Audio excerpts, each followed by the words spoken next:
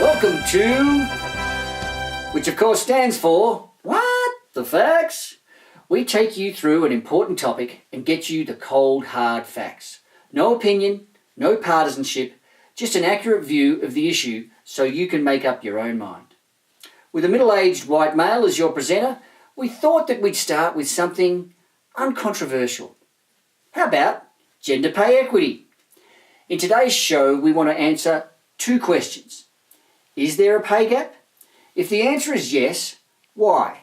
If the answer is no, why do people suggest that there is? When discussing the possibility of a pay inequity between men and women, you'll often see statistics stating median earnings for women are less than those of men. To understand this fully and determine what this data really means, we need to travel back in time.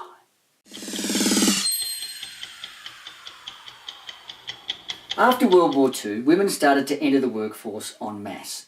In 1951, women's median earnings were less than two-thirds of men's at 63.9%. The existence of a difference in earnings wasn't a huge surprise, as the new kids on the block, the median woman had less education, less experience and less skills than the established male workforce. However, it was also apparent that some of the gap in wages was due to gender discrimination. From 1951 to 1963, the gap between men's and women's median earnings actually increased as women's pay dropped to a low of 58.9% of men's in 1963. To address and prevent discriminatory pay practices, in 1963 the Equal Pay Act passed and the effect was not particularly exciting. Interestingly, in 1983, 20 years after the Equal Pay Act was enacted, women's median pay started a meaningful climb to the point where 50 years later it reached 78.3%. Hi, What the Facts Man here. What you now know is, historically, there's been a difference in the median pay of men and women. In the past, education, experience, and discrimination were factors in this difference. In the 50 years after the Equal Pay Act was passed, the gap was reduced from 41.1% to 21.7%. Thanks, What the Facts Man. You're the best. In 1963, there was not equal work for equal pay. However, we also know there were factors other than discrimination that contributed to the pay differences then. If there's still a difference in pay now, the crucial question has to be, the why may require us to look at factual statistical data and surveys or research. So I'll take the opportunity to remind you of our not-so-secret source. Colour coding whenever we provide our source on the screen. If it's green, this is statistical data. If it's yellow, it's research or survey data. And if it's red, it's opinion. A fantastically brilliant system. Good to see that the system is working. When considering what might influence the pay gap, we felt an obvious place to start was education. We went to the US Census for the answer and we found that at every level of educational achievement, from some college to advanced degrees, wait for it, a slightly higher proportion of women attain those levels. While this is awesome, it doesn't give us any clue as to why women's median earnings are lower than men's. So we decided to dig a little deeper and ask, what college majors are they studying? Yes. We quietly looked into majors college students were taking to see if there was any difference between the courses men and women gravitated to. And there is. Behind me you can see two lists. Majors with more than 60% women. These are courses where the proportion of women is over 60%. And our second group is courses where men have greater than 60% of the participants. This opened our eyes to a possibility. If the majors women chose led to lower paying careers, that would explain some of the pay gap. So let's take a look.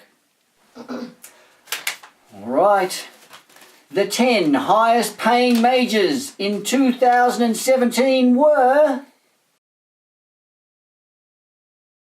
The 10 lowest paying majors in 2017 were...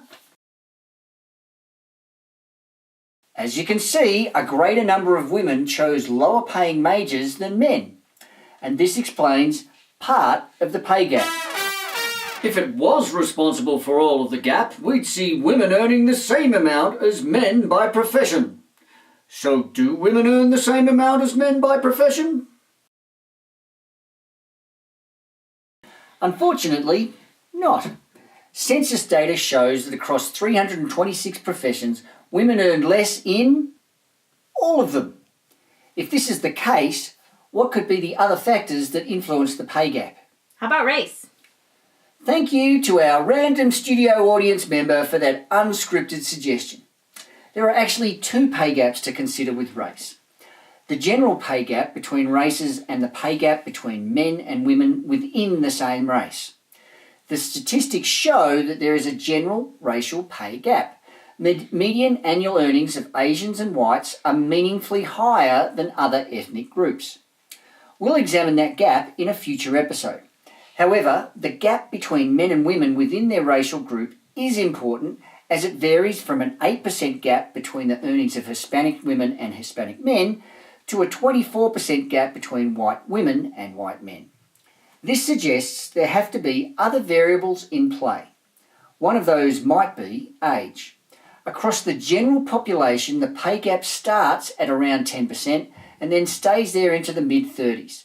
Then there's a significant increase in the gap in the mid-30s to the mid-50s, and then it remains constant at approximately 25%. We know that part of the gender pay gap is related to career choice, but what other factors might result in an increased gap as women get older? Whose bright idea was it? Oh, sorry, I get it. I didn't get the connection. It's an ingenious introduction. Having children has a direct impact on the earnings of women in the workforce. On average, we'd expect women with children to be older and more experienced than women without children. Yet, they earn 3% less than that group. In contrast, men with children earn 15% more than the remainder of the male workforce. When you analyse the figures further, women with no children earn 91% of the amount men with no children do. Consistent with the pay gap we see prior to 35, while women with children earn 77% of the amount men with children do, consistent with the pay gap we see after 35. While you might think the reasons for this are obvious, we don't do assumptions around here. Statistics show women are more likely to interrupt their career to care for children and or be forced to work part-time to accommodate childcare. So what you now know is having children is another factor in creating and widening the pay gap between men and women. In our research, we found other factors that could contribute. Women are underrepresented in management. While there were surveys and research suggesting pay negotiation and social norms could be factors. We couldn't measure the impact, so we've left them as a footnote at this stage. Whoa! That's our reminder that there's an elephant in the room. In this case, it's answering the question, does discrimination make up any of the pay gap? While we know career choice and parenting are two key factors in creating the pay gap, there's statistical and observable evidence that 50 years after the Equal Pay Act was passed, discrimination and the effects of previous discrimination still impact on women's pay. The recently settled pay discrimination case against Comcast suggests that the issue is not fully resolved. Statistical data in a recent Time magazine article shows that when you compare men and women in the same job, controlled for experience, education and skill, there's still an average pay gap of 2.7%. Yes, that's right, we've reached the end of our factual journey.